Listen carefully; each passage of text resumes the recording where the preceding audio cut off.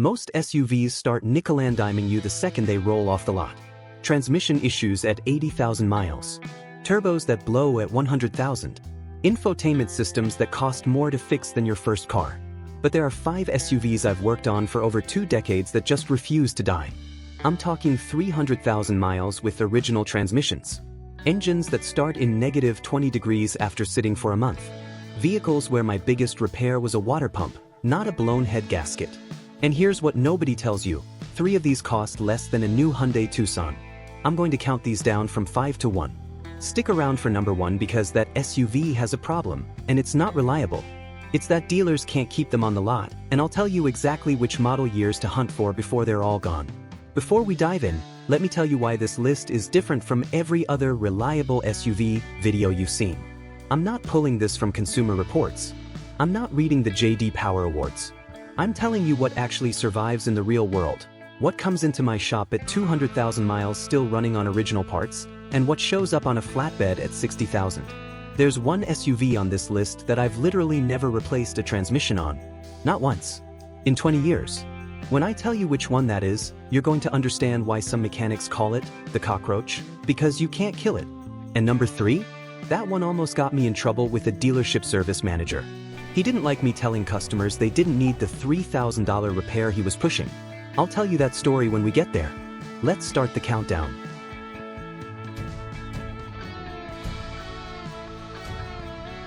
Number 5. Honda CR-V. Coming in at number 5, the Honda CR-V. Specifically, the 3rd and 4th generation models from 2007 to 2016. Now, I know what some of you are thinking. That's not an SUV, that's a crossover. Fair enough. But here's why it makes my list. I've seen these things hit 300,000 miles on original engines and transmissions more times than I can count. Last month, a woman brought in a 2009 CR-V with 287,000 miles. She wanted me to check it over because she was giving it to her daughter for college. I put it on the lift expecting the worst.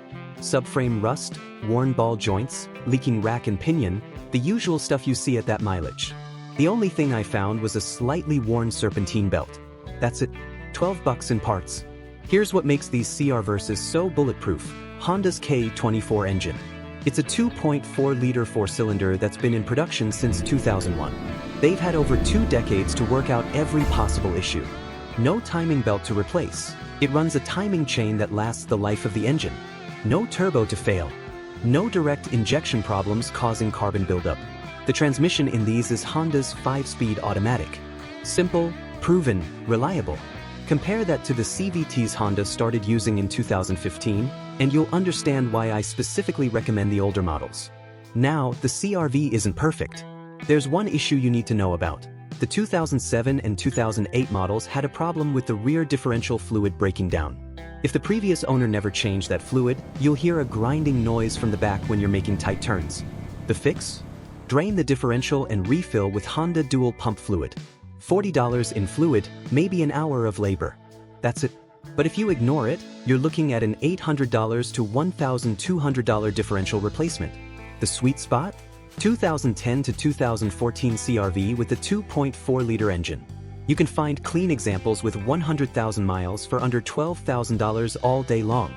Drive it another 150,000 miles with basic maintenance.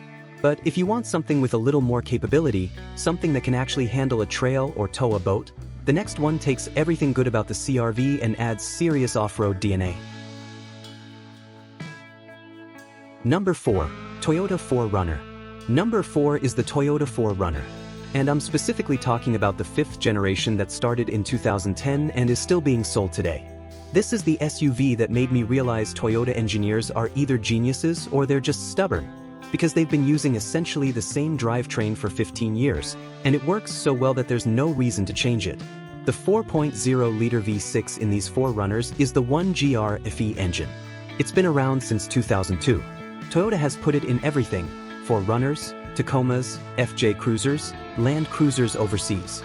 We're talking millions of these engines on the road, and the failure rate is almost non-existent. I had a customer last year with a 2011 4Runner SR5. He bought it new, drove it for 12 years, put 240,000 miles on it. He came in because the check engine light came on, and he was convinced the engine was finally giving up. You know what it was? A loose gas cap. 240,000 miles. Original engine. Original transmission. Original transfer case. The most expensive repair he'd ever done was a water pump at 180,000 miles, about a $400 job. Here's the secret with the 4Runner, it's body-on-frame construction. That means the body sits on top of a separate steel frame, like a truck. Most modern SUVs are unibody, where the body and frame are one piece. The unibody is lighter and handles better on the highway, but body-on-frame is tougher. It handles abuse. The frame takes the stress, not the body. That's why you see beat-up 4Runners with 300,000 miles still running. The body might have dents and scratches, but the frame and drivetrain underneath are solid. Now, the 4Runner does have one weakness: fuel economy. You're looking at 17 to 20 miles per gallon, and there's no hybrid option. If gas prices matter to you, that's a real cost to factor in. Over 200,000 miles at current prices, you might spend an extra $8,000 to $10,000 on fuel compared to a CR-V. But here's the math that matters. A 4Runner with 150,000 miles still sells for $20,000 or more. Try selling a 150,000-mile Nissan Pathfinder. You'll be lucky to get $8,000. The 4Runner holds its value because buyers know what it is: a vehicle that'll run for decades with basic maintenance. Best years to look for: 2010 to 2013 avoided some early production quirks, but honestly, any 5th-gen 4Runner is a solid choice. The 2014 and later models got an updated interior that's a bit nicer to live with daily. Now, number 3 on this list is where things get interesting. Because this SUV costs less than you'd expect, lasts longer than it has any right to, and almost got me in a shouting match with a dealership service writer. Number 3. Lexus GX 460/470. Number 3 is the Lexus GX, both the GX 470 and the newer GX 460. Let me tell you the dealership story first. About 8 years ago, a guy brings his 2006 GX 470 into a Lexus dealer for a routine oil change. Somehow, he walks out with a quote for $3,200 in recommended repairs. Lower control arm bushings, power steering flush, brake fluid flush, transmission service, and, here's the kicker, an air suspension inspection, because the dealer said they heard a noise. The GX 470 doesn't have air suspension. It has coil springs and hydraulic shocks. There's nothing to inspect. This guy was a friend of a friend, and he asked me to look over the quote. I checked his vehicle. The bushings had some wear but were completely functional, probably good for another 50,000 miles. The power steering fluid was fine. The brakes were fine. And again, there's no air suspension to inspect. Total legitimate work needed? $0. I told him to take it back and decline everything. When the service writer asked why he was declining, he mentioned he'd had a mechanic look at it. That service writer called the dealership manager, and let's just say I got a phone call that wasn't exactly friendly. Here's the thing about the GX 470 and GX 460. They're mechanically identical to the Toyota 4Runner and Land Cruiser Prado. The GX 470 runs the same 4.7-liter V8 that was in the Land Cruiser and Tundra for years. The GX 460 runs the same 4.6-liter V8 from the Land Cruiser. These are million-mile engines. Not theoretically, literally.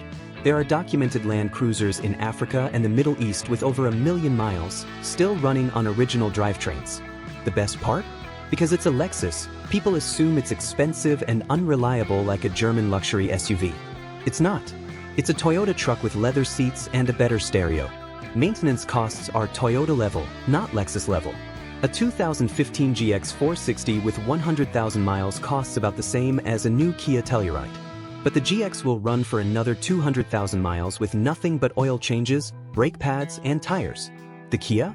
Ask me in 10 years if any of them are still on the road. The only real issue with the GX 470, the earlier model, is the timing belt.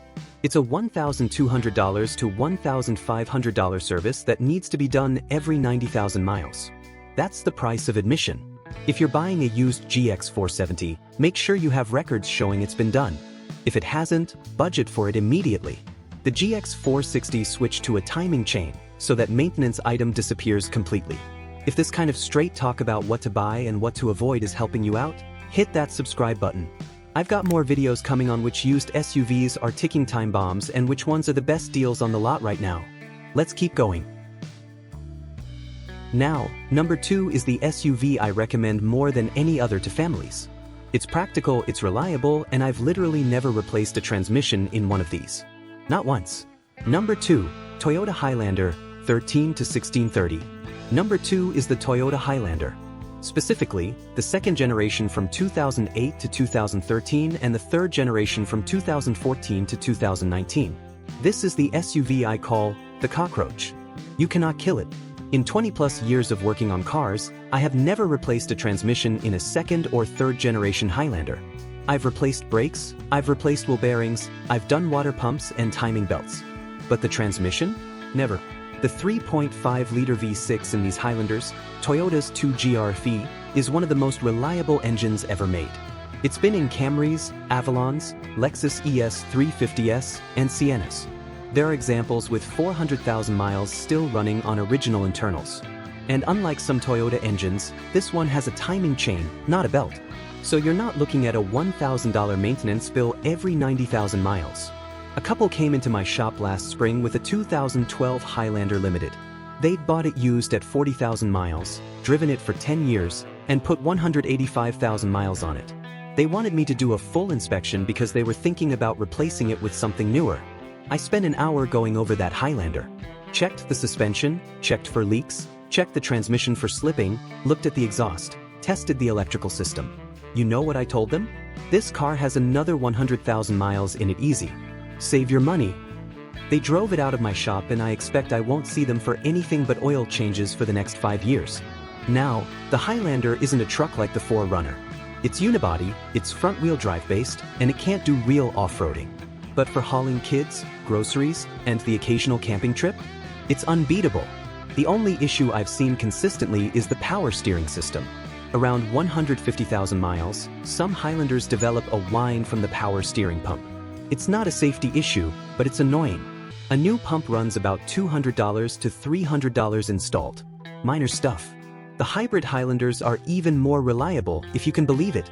Toyota's hybrid system is proven technology at this point.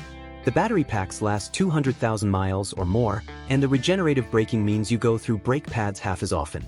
If I were buying an SUV for my family tomorrow, it would be a 2015 to 2017 Highlander with the 3.5 V6. You can find them for $18,000 to $22,000 with 80,000 to 100,000 miles. Drive it for another decade. Alright. Number 1.